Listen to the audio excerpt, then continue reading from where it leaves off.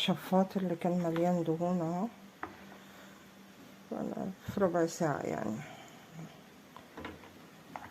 خلاص هركبه، انشفه واركبه.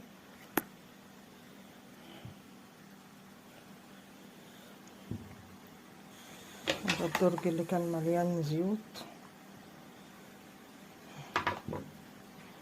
الموضوع سهل وبسيط. ده ورا البوتاجاز، تحت البوتاجاز، انا لسه عاملاه من قريب يعني، بس طبعا اكتر مكان بيتوسخ يعني كده.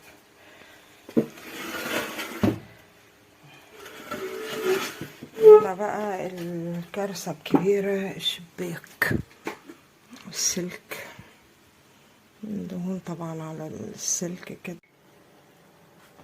هنا بقى جه دور المية، مية سخنة والصابون. احنا عملنا على الناشف كله كده بصابون وبسترس، لو عايزين من غير سترس على فكرة بيطلع برضو، بس ممكن نساعد بليفة سلك لو الدهون عنيدة يعني.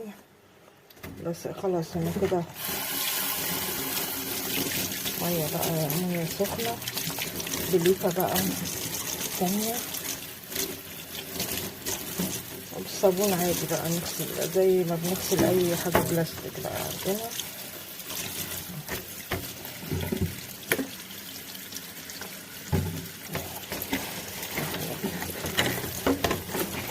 هيطلع بقى زي الفل، نسيبه يتصفى وننشفه وبقى كده.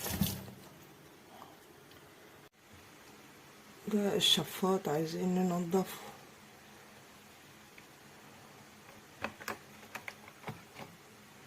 دي بتاعة الزيت دي اهي مليانة دهون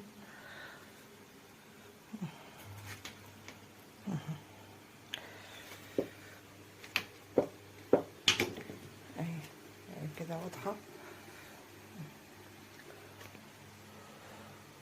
وده الوش بنفكه برضو،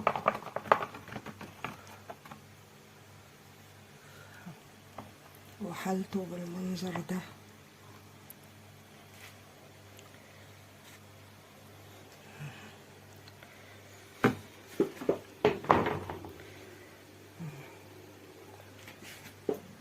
دي الريش افكها برضو، والريش اهي برضو، ده من الخلفية يعني من الورا.